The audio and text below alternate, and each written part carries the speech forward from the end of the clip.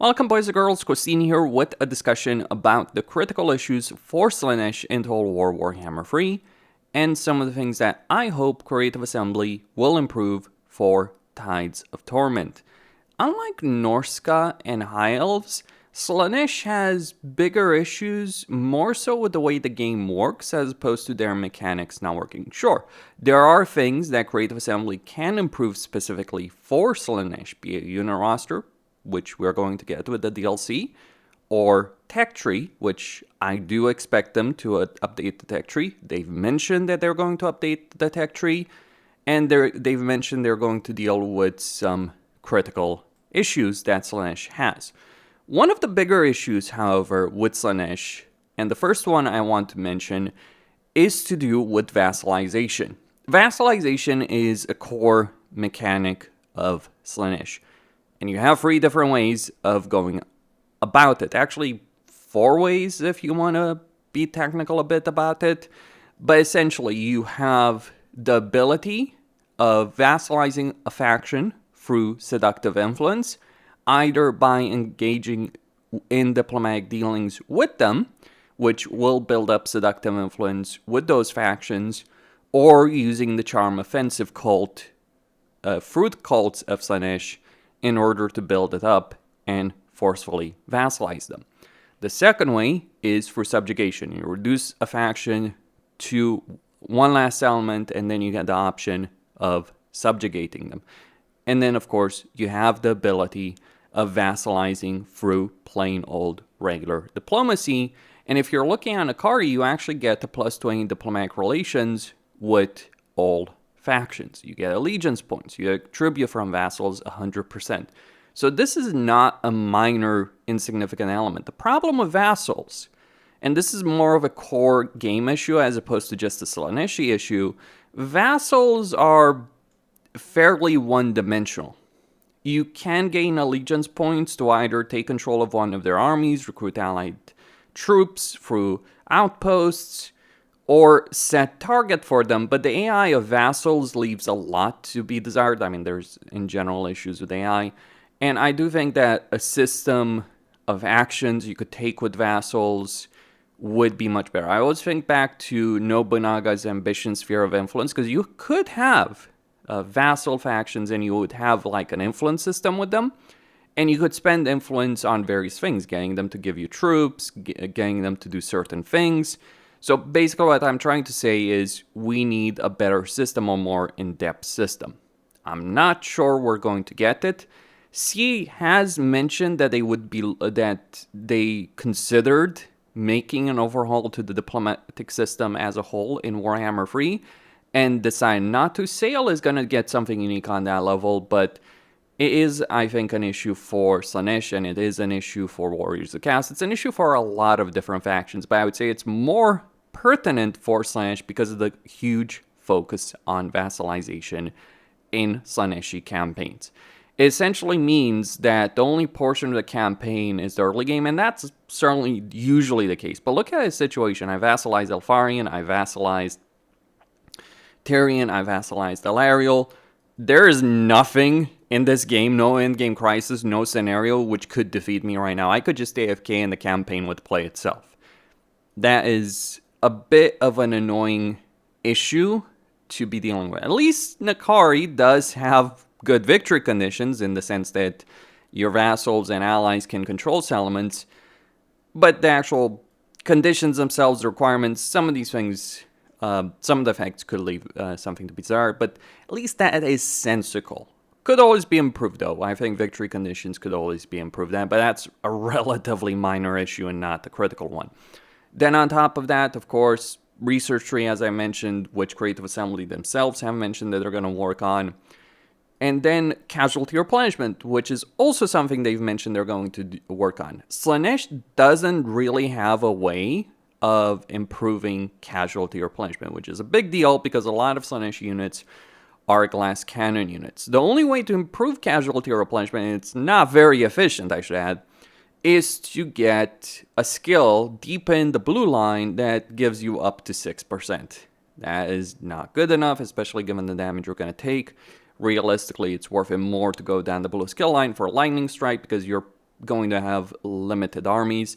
Largely not because of the economy. You can gain a lot of money as in a Slaanesh campaign. It's more so just the limited recruitment slots that Slaanesh has. By default, you only have 2. You can increase it with certain buildings, but you're looking at a higher tier of buildings in order to get it. So until you get to tier 3, you only have 2 building recruitment, 2 unit recruitment slots. I think that should be increased by default. Regardless, that is an issue. The buildings themselves are an issue, sure. How things are structured here, the resource building, the handling over there. One of the things I would like to mention, like CA had this idea like, oh, we're just going to give 5% income from all resource buildings by default for every demonic race. Really reminds me of that criticism that Mandalore Gaming had, where it's like, these are sub-factions, because it really felt like they were building all demonic races based on one, making changes, sure, but like resource buildings, like giving 5% for all demonic factions, doesn't matter which one we're talking about, a bit weird.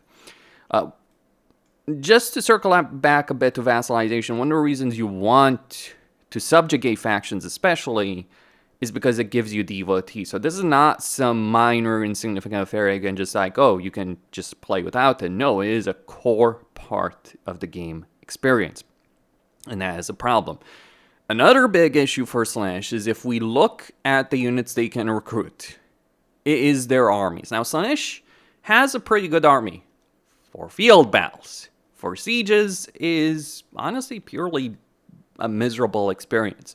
You have units that are fast movers, glass cannon units, and a lot of them do work like that. Combine that with poor casualty replenishment, it works for field battles, though you'll be fighting a lot more of them than any other faction. You'll win them very easily because Slaanesh. Demonettes in particular can do a lot of damage, though they do die very quickly. But you can always get Forsaken of Slaanesh, Cast Warriors of Slaanesh. They have more durability, but you're still suffering from that lack of casualty replenishment. You have Cavalry. The demonic situation with units is not a great one. Demonic units and undead units suffer from the perspective that they don't rout, they disintegrate. You might think it's an advantage, but really in a campaign setting, not the multiplayer setting, but in a campaign setting, it actually ends up being a significant issue that limits demonic units in general, from my view. So that is not a great situation, especially when we're looking at the building tiers. Like, I just combined this building with this one, for instance, or with this one at the very least. Just might make more sense. Just my perspective on this, like, why do we have a separate building chain right here that we can only, or a separate building that we can only get that tier 3? It's, by the way, not a meaningless building. It's actually important because it gives you cast sorcerers, but still, just one of those problems, one of the questionable aspects when we're looking at Slaaneshi campaign building design. But yeah, the problem with units is a lot of them are glass cannons, but that's more so an issue with the way the auto-resolve works. So the auto-resolve heavily favors leadership and far more so heavily favors uniform army, so pure melee, pure range, which in itself is a problem of variety, but not necessarily for Slaanesh because you have pure melee. But the one critical thing that the auto-resolve cares about, and hopefully Creative Assembly will overhaul it. They've talked about how they are working at improving it. But the big issue is with regards to armor. Also, single entities do tend to suffer, like Tomb Scorpions for Tomb Kings as an example. Soul Grinders, if you will. Like, just some units take a lot more damage, which is freaking ridiculous. Because even the AI, even if you were to give an entire army under the control of the AI, they would not take that level of damage on the lowest possible battle difficulty. We're not talking about very hard battle difficulty, which has improved AI behavior, though they might do even better in there. You have the armor, you have the leadership on certain units, but not on all of them. So it creates a kind of situation where if you don't want to fight every battle manually, and make no mistake, even with these units, you'll be fighting far more battles with Slaanesh than others, then you are going to want to go down the same path over and over again, which is Forsaken of Slaanesh, Cast Warriors of Slaanesh, and it's not a really fun and engaging experience.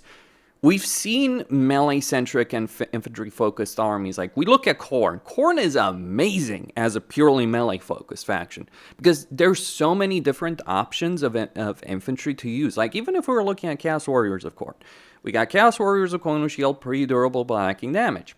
Then we have Chaos Warriors with dual weapons, lacking the shield, but gaining a good amount of damage. We have Chosen, we have Wrathmongers, we have Skull Reapers. There's all kinds of units, and these units behave differently, especially when you're looking at the Wrathmongers.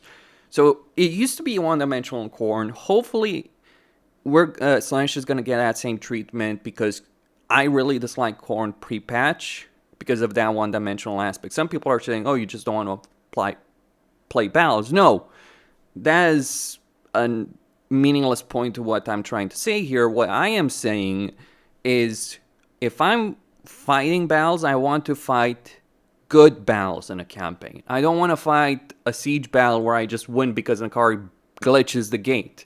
I don't want to fight campaign battles where I just right-click the enemy and do a flanking maneuver and I win and annihilate the enemy. That is a waste of my time. If you want to play like that, fair enough. But for me personally, that is a waste of time. Reward players for building armies properly in a campaign, but also push the structure of the campaign towards greater army variety, because my favorite factions in the game, believe it or not, are things like dwarves. You look at dwarf situation, it's a very varied army that they can have. Like, so many things work. Melee works, range works, artillery works, flying units work. Amazing situation over there for the dwarves, as opposed to like just spam Forsaken and Chaos Warriors, or look at Tzeentch, spam Zangors, Forsaken and Chaos Warriors. It is not a very exciting situation. Actually, one of the things to be said about Khorne is like, you got Minotaurs of Khorne. You got Chaos Knights with lances. And sure, you know, you can get that. You got Skull Cannons, which, by the way, believe it or not, it's things like the motorbike of Khorne. Yes, I'm going to call it that. It's a chariot, but it's a single-entity chariot. And it's amazing because chariots with many units don't work very well. Now, Slaanesh does have chariots. Funnily enough, I kind of prefer the Khorne chariots because they're more durable. So, yeah, anything that Slaanesh can do in a battle situation, Khorne can do better. More durability, more damage. Oh, you lose speed. Well, speed in multiplayer matters. In a single-player scenario, not as much. Durability, damage potential. A comparison I would make is what occurred, and this is relevant for CA Sophia, if they're watching this. A specific argument I would make is the situation with Achilles versus Hector in a Total War Saga Troy. See, Achilles and Hector both had great infantry units. Hector, however, would wipe the floor with Achilles because Achilles' units were more based on speed, maneuverability, whereas Hector just had line holders that could stand their ground until the end of time. And guess what happens when you clashed in a campaign? Didn't matter which one you were playing, and you were going to clash. You were going to have that fight. Hector would have a significant advantage. Now, part of that was the design of the maps of Troy, which, you know, the maps of Total Warhammer are better, but there's still issues on that. Also, Wolf 1 probably has some of the worst battle maps imaginable in the game. Like, they're not great for high elves. I can tell you that much for a fact. They're not great for anyone else. Like, just the dense fucking forests of Wolf 1. That's not how Wolf 1 should be, I should add. It kind of depends. Like, obviously in Avalorn, that's a different discussion, but should be more fields, endless fields in Elarion, for instance. Should be more urbanized in Etain. Should be mists in Everest. There's all kinds of things to consider from a lore perspective with regards to that. But yeah, that's my point. In a single player experience, speed can matter on certain units. Obviously, you don't want the slowest units, but, well, there's a reason Nurgle has the best freaking infantry in the game. So I do think that CA needs to consider that, and they also need to consider the siege battle, the settlement situation, choke point battles. Like, Slaanesh cannot just be a one-trick pony. And that trick doesn't even work that well. So that's my issue. So kind of an interesting situation to think about Slaanesh, because it's like economy works, a lot of mechanics work in the sense they give you power, though they feel one-dimensional. But really, the one thing that brings Slaanesh down, surprisingly, more so than other factions, is the battle dynamic that they have. You will win battles. You will win campaigns. Nakari is a one-man army. But it's that one-dimensional playstyle, regardless of how you cut it. Questine, signing out. Stay tuned for more. And let me know what you guys think about this. Like, what would you guys like to see improved for Slaanesh in terms of mechanics, in terms of battle situation, just overall affairs? Stay tuned for more.